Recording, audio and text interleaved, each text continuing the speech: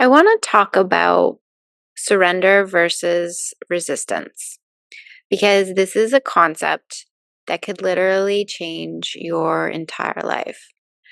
And I'm a living example of this. There's two ways of existing in your life.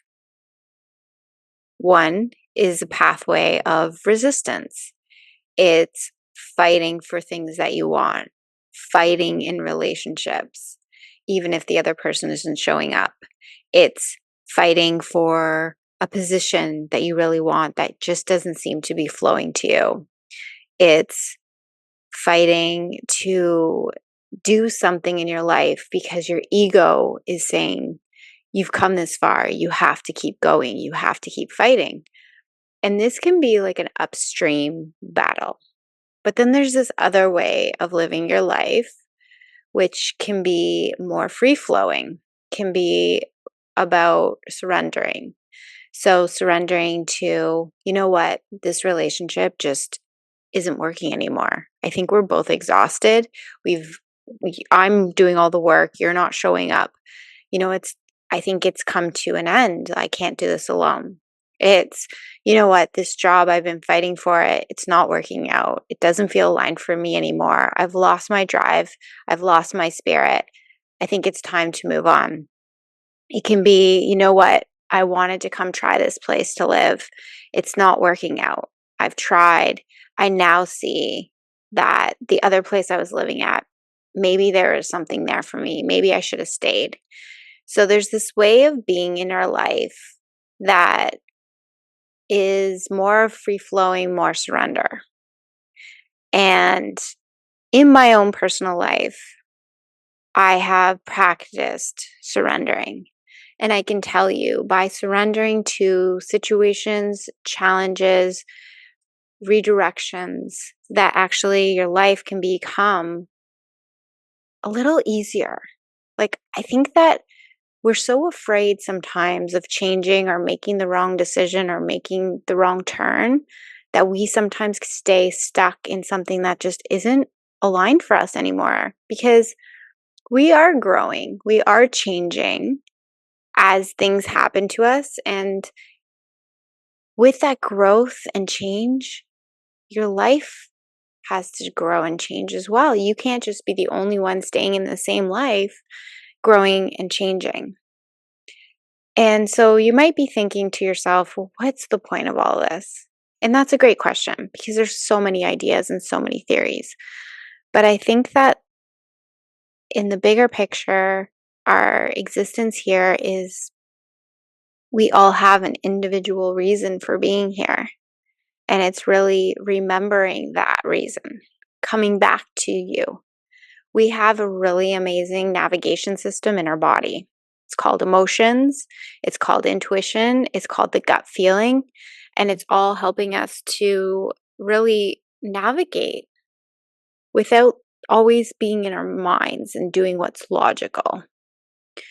So when I look back on my life and I think about the times that I was challenged to the core, something happened to me that I didn't want to happen, or like a relationship ended, for example, and I wasn't ready for that relationship to end. I was still fighting for the relationship, even though I felt really bad in that relationship. But for me, I was like holding on to the idea of that person, holding on to the idea of what we could be, holding on to the idea of what I thought our future was going to be together. And when that ends and I am not ready for it, I feel pain because now I'm suffering. I'm not accepting what is. So I'm closing my heart off to that person because they hurt me. And that's where the pain comes. But what if I just kept my heart open and accepted that, you know what, this person is pulling the plug on the relationship that I probably never would have? Probably would have stayed stuck in, would have stayed living in the small town, would have never become who I was meant to be, never lived in Mexico, never had all of these experiences because that person still lives and does the same job in their life. And there's nothing wrong with that. But I wasn't meant to live that life. And the universe was helping me with that. So when I reflect back on that relationship, in the moment, I didn't want it to end. But now I see that needed to end. And my resistance to the ending caused all the pain. I struggled and suffered for months and months and months with heartache around that relationship. And it was necessary for it to end because it wasn't part of my future path, my future self, the reason why I'm here. And so when we look at situations in our life and we see them through the lens of surrender, okay, thank you so much. This was 2 beautiful years together. I wish you all the best. And you go your separate ways with peace in your heart and love and openness without feeling hurt because your ego's hurt and you're closing your heart off. You can just trust that something better is out there for you. And that's how life goes. But if you stay stuck in the resistance, in the fighting for the relationship, in the sadness around the relationship ending, you suffer. And it's actually us that causes our own suffering. Like, we don't actually have to suffer. The suffering is self-inflicted. The suffering is the non-acceptance of what is. It's the resistance to what is. Another example of this is I had a car accident when I was in my early 20s. It was 2006, and it happened out of nowhere. I was on my way to work down a road that I was told was a better route to work. I had about a 45-minute drive, and it was in this kind of like winter meets spring, March. There was just an ice storm in Ontario, Canada, and everything was covered in ice. The snowbanks were so high, you could barely see stop signs. And I'm coming up this road, up this hill that I'd never driven before. And sure enough, the snowbank was so high, I couldn't even see the stop sign. And I blew through a stop sign, and I ended up getting T-boned by a pickup truck. And I don't remember the actual accident, but what did happen was I woke up in the hospital. I barely survived it. I had 7 pelvic fractures, was unable to move. I had lots of internal bleeding. I had lots of organ damage, and I was just lucky to be alive. And so, like, literally these things can happen to us on a random day when you're not expecting it. And when I look at my life at that point, when that accident happened, I can see how much I needed to be redirected. I was in a toxic relationship. I wasn't sleeping at night. I suspected I was being cheated on. I was living with a sister who was struggling with her mental health.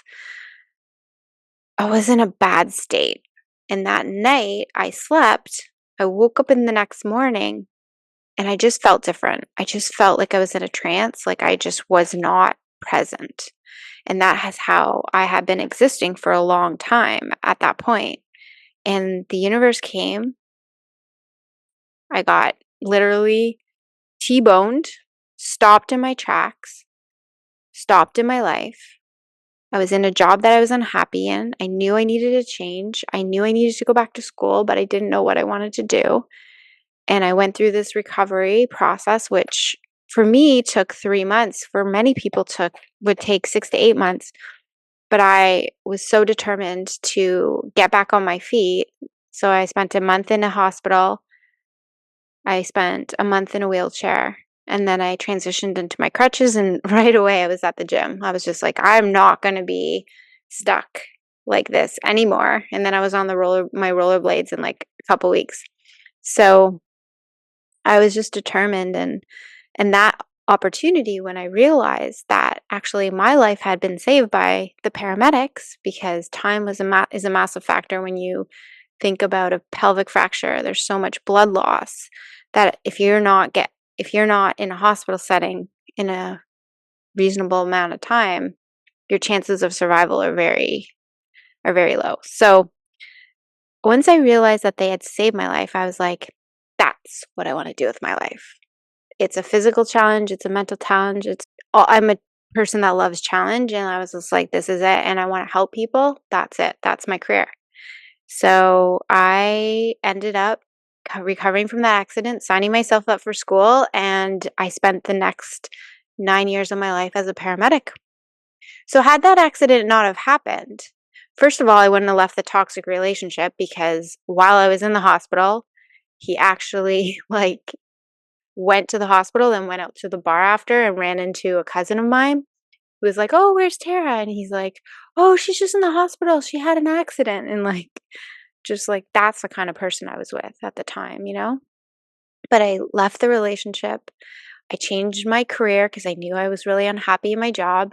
And I started to pursue a path that felt more in line with me, with who I am, and what I wanted to do with my life. And I spent 5 years of that career really happy and enjoying the career. I just had to relocate because my computer was dying. But getting back to the topic around surrender and trusting that you are being redirected to something better. It takes a lot of trust and a lot of faith to believe that. And sometimes it's really scary. And I know there's so many times in my personal life where I had to take that leap of faith and jump off the cliff because I knew what I was experiencing in the moment just wasn't working anymore. It felt really hard. It felt like I was stuck in a mudslide and I was just going down. And the only way to get out was to make a different choice.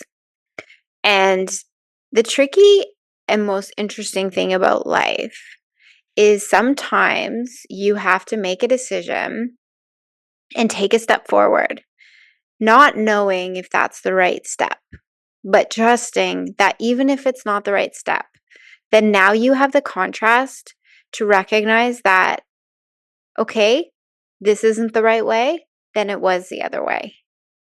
Because we can come to this fork in the road at times in life. I'll give you another example. Rewind 1 year ago. I was living on Vancouver Island in Canada. I was hosting retreats and I was coming up to a lot of resistance in my work. First of all, it wasn't cost effective to run retreats there. I was paying so much money for rentals. I was arriving at rentals, they weren't maintained properly. I was having a hard time even getting someone to help me with the food. There were so many barriers on the island that weren't working for me. And that had been my second go at living on the island. And I absolutely love living there. It's a beautiful place. I have really great friends there, but it just isn't working for what I'm doing with my life. So for me, I was like, okay, this is an indication that I need to take this back to Mexico, and I had already packed up my life from Mexico and I was fully into the moving to the island. And I was like, nope, I think I have to go back to Mexico because I was getting inquiries for my work in Mexico, but I was on Vancouver Island. So I'm like, okay, I'll go back to Mexico. I will ground there. The cost of living is lower. I can use it as a home base. I can travel to visit my family from there. It makes more sense. And I'm present and doing my work in a country where everyone wants to come to. So that was in September. Made the decision to do a massive road trip, bring my car down, just have a inexpensive car that I was like, I'd be happy to drive it to the ground in Mexico. I made it like an adventure. I took 3 weeks, drove all the way down the coast of Oregon. If you guys have never been down the coast of Oregon, it is one of the most beautiful experiences I've ever had. All the way down the coast of California. Then I was going to go over to Baja and started making my way down the peninsula. My mom joined me for that second part of that trip. And then we were going to cross over to the mainland and drive all the way to the east side of Mexico. I had mapped it out. I had done all my research. I had been on this group called On the Road to Mexico, finding all the routes that were the safest, that had the least potholes, that were the best roads. And I was really excited and ready for this journey, but also scared because it's unknown, right? So there's a lot of fear around the unknown. So on this journey, ended up in a place called the Retta, was just north of La Pez where the ferry is. And this was like our last day, and we were about to get on the ferry to cross over to the mainland. So during our stays along Baja, which is a desert, if you guys don't know, Baja is like the peninsula in Mexico. Takes you all the way down to Cabo, and it was lots of desert driving, and we got to this spot in Loreto. It was beautiful. It was amazing. And we had seen this same couple at many of the hotels we had been staying at along the way. And I finally thought, well, I've seen these people so many times. Like, we should definitely talk to them. So during breakfast that day, I struck up a conversation with the woman. And as it turned out, she's from Mexico City. And she was like, "Oh, where are you guys heading?" And I'm like, "Well, we're going to board the ferry tonight, and we're gonna do the overnight over to the mainland. And then we're gonna finish our drive all the way to the east coast of Mexico." And of course, Mexico, there's a lot of stuff happening, but at that very time, there was something political going on that caused a bit of an uproar with the local people, and there was a lot of violence that was breaking out that wasn't being publicized on the news. So there was a lot of things going on that people were afraid to go to work. So there would be no services had we have actually crossed over to the mainland. There would be no gas, there would be no food, no restaurants, nothing. Everything, people just weren't going to work because they didn't want to get caught up in this, essentially what is somewhat of a civil war happening. Mazatlan is where we were going to cross over, which is a very touristy place. There's lots of tourism that goes on there, very well known, but there's just like no way that we should be crossing just to take that risk. So had to make the decision to actually do the trek all the way back up Baja, which was a crazy drive to begin with. Hours and hours through desert, like no gas, just a jerry can, nobody in sight, like 40 plus degrees Celsius, and just like a true adventure, like lots of like cliff driving. Like, I'll tell you, my mom did not drive 1 kilometer of this drive because I just was like, I'm going to take the wheel here.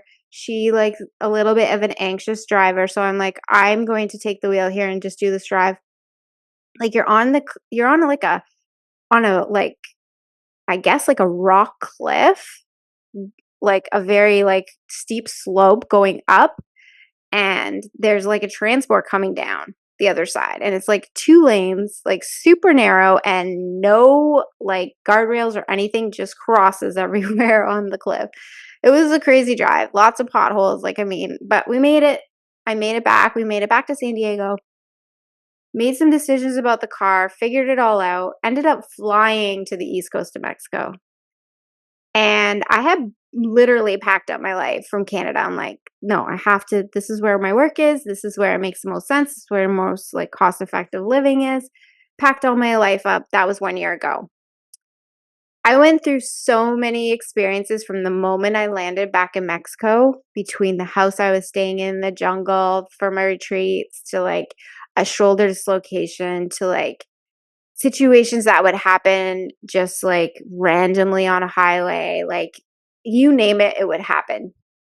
And that's what happens when you are actually outside of your bubble, when you're actually in life. And like every single experience that you're having is part of your growth, it is part of your expansion. And it's all taking you in different directions. One of the most recent situations that happened that helped me to realize that, okay, I came to Mexico, I moved back, but maybe this isn't right. This isn't working anymore. This isn't the right place. Is the last couple weeks since I have been here, I have been trying to get to the beach, and there's been so many situations around accessing the beach. Always a reason why you can't access the beach. But I had a couple things that came up during my drive to the beach that was literally like a blocking me from going to the beach.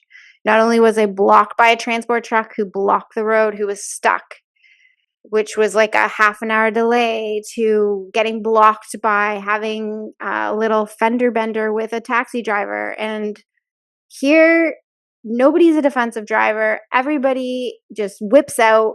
They don't think, they don't look, they just go. And everything just is a little crazy when you're driving in Mexico. So, and I'm a pretty good driver. I did drive an ambulance for 9 years. So, you kind of have to become a good driver when you're driving a massive vehicle with lights and sirens running red lights. So, I am a very good driver and defensive, but this situation happened. Now I'm in this situation with a taxi driver. I'm the girl who doesn't speak Spanish, even though I've tried. I have to pull over this girl that I know out of nowhere, comes flying out of a restaurant, is like, I'll help you because I'm trying to talk to this guy and I can't communicate. And so she translates everything. We get it sorted out. Luckily here, nothing costs too much. So, just paid a little bit of money. He can fix his car. Long story short, paid that situation off. Finally get to another entrance to the beach where they tell us now the beach is closed. And so it literally was like an hour and a half trying to get to the beach, which is a 20-minute drive, and still can't get into the beach.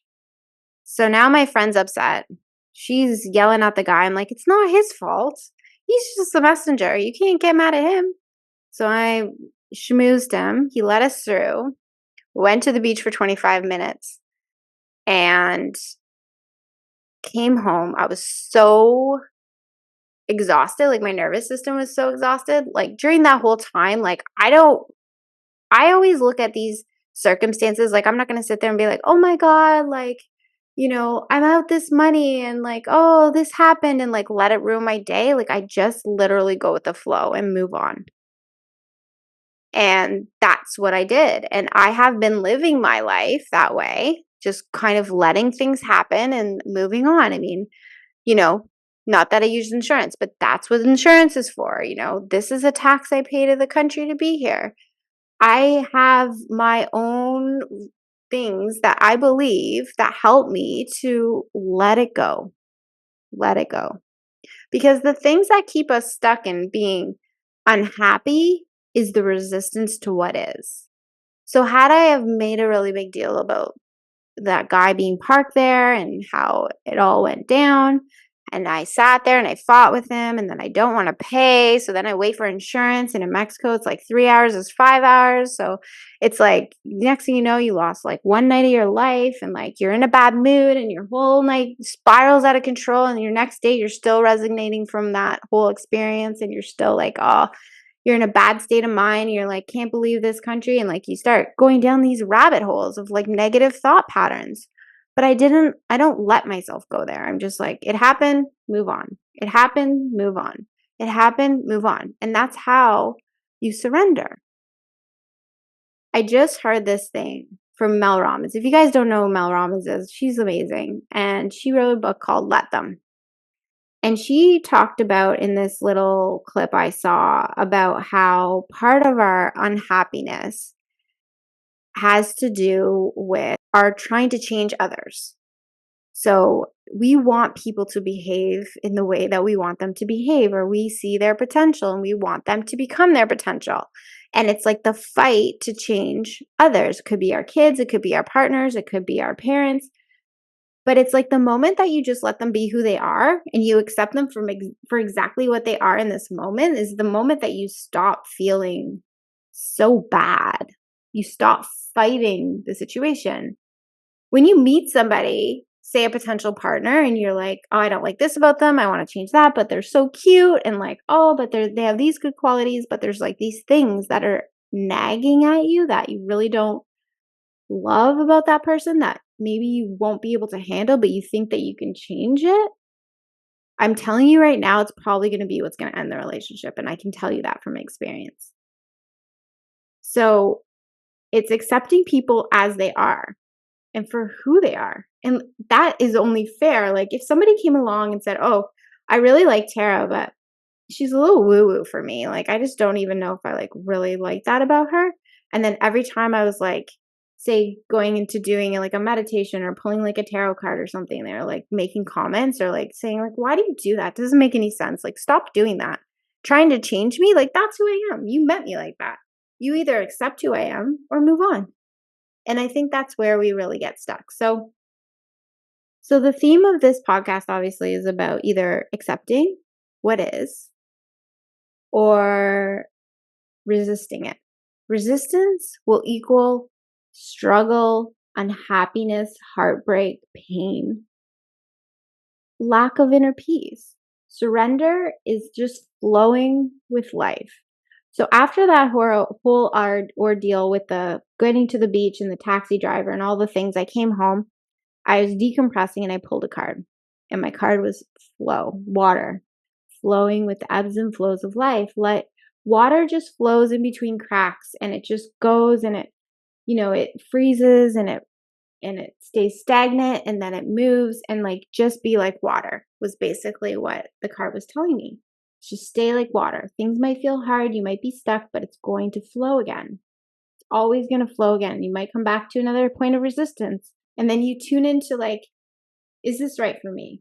Am I okay with this? Can I accept this? Is this good for me? Should I move on? Should I stay?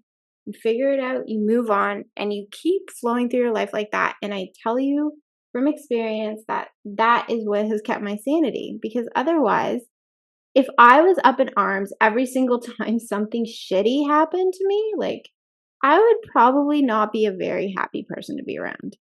But I don't let things get to me. I trust that whatever is coming up for me in my reality, in my field, there is something there for me. There is a lesson. Why am I being blocked? So I woke up the next morning after my experience going to the beach and the taxi driver, and I just woke up and I was like, okay, I don't think that I want to stay here anymore. I don't think I want to struggle to communicate with local people when they come into my apartment to do maintenance and I can't talk to them.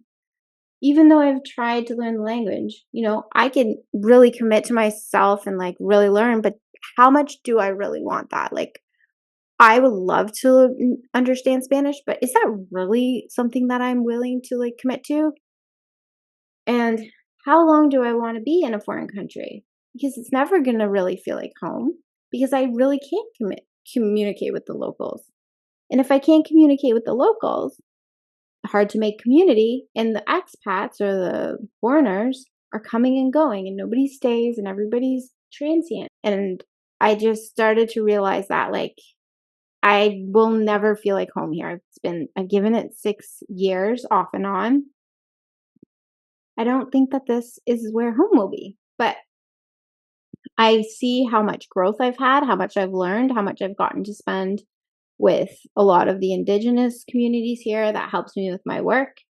And I'm very grateful for everything. But now I'm ready to take all of that knowledge and all of that wisdom and all of that embodied healing that I've gone through hundreds of sweat lodges, through lots of ceremonies with medicines myself, and take all of it and bring it back to somewhere where I feel like I can be me. I can go out and talk to people when I want. I can flow and I can find a way that, I will thrive and share my gifts with people.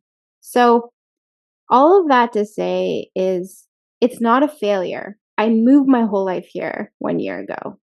But it's okay if that's not feeling aligned anymore because life is not linear. And that's something a friend said to me the other day. And I'm like, oh my God, that's so true. Because there's this part of me sometimes that feels like a little bit guilty. I'm like, oh, I just told everybody I was like moving here and I moved here.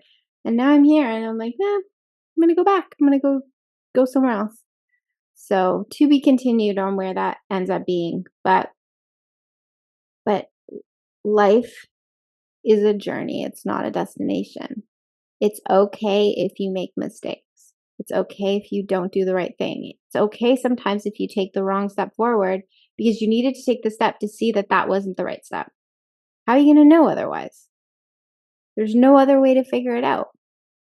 And sometimes it is the right step and it all flows. And you always know when you're on the right path when everything is lining up for you, when you're in that flow, when the person that you need to meet for the thing that you want to create shows up for you. Like life will flow. And as soon as I made that decision, final decision, every quote I saw on Instagram after that was all speaking to surrender, trust, life is a journey, it's not a destination. And then the first song I heard was um about leaving, about like it's okay, like this is a new chapter. You're going to start a new chapter, it's going to be just as wonderful. Like all of the signs are there just to show me that it's okay that you decided that this isn't working for you. Maybe it's time to move on to the next thing and close this chapter for once and for all. Because I've always come back, even in moments where I was like, no, this isn't my place. And then I needed to, like, sometimes you have to do things 10 times over to realize, okay, you know what? This is the 10th time I've tried this thing and it's just still not working.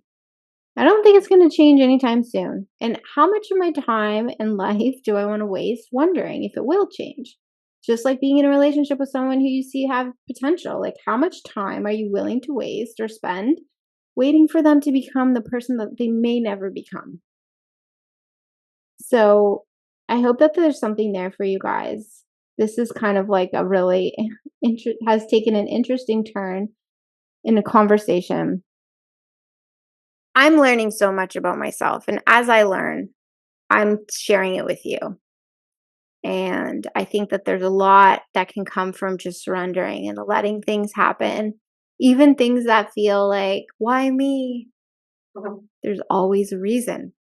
There's always a reason. Look at my story around my car accident where I was literally bedridden and wheelchair bound for months. And it took my life in a totally different direction. And now each one of those skills that I have from that part of my life for the 9 years, I now apply into my life as in the work I do now. So it's like everything is all part of the journey. And I know I've said this so many times before, I'm going to say it one more time. Like, it is the sandpaper that shapes you to be the person that you are meant to be in this life. Like, there's no mistakes. So stop resisting your life. Start moving with the flow. When something isn't working, change it. When you need to leave a situation, leave it. Don't fight it. Don't do something out of obligation or guilt. Make decisions from your heart. Trust in what your inner being is telling you. And everything in your life will start to really unfold the way it's meant to. We all have free will. We all get to make decisions.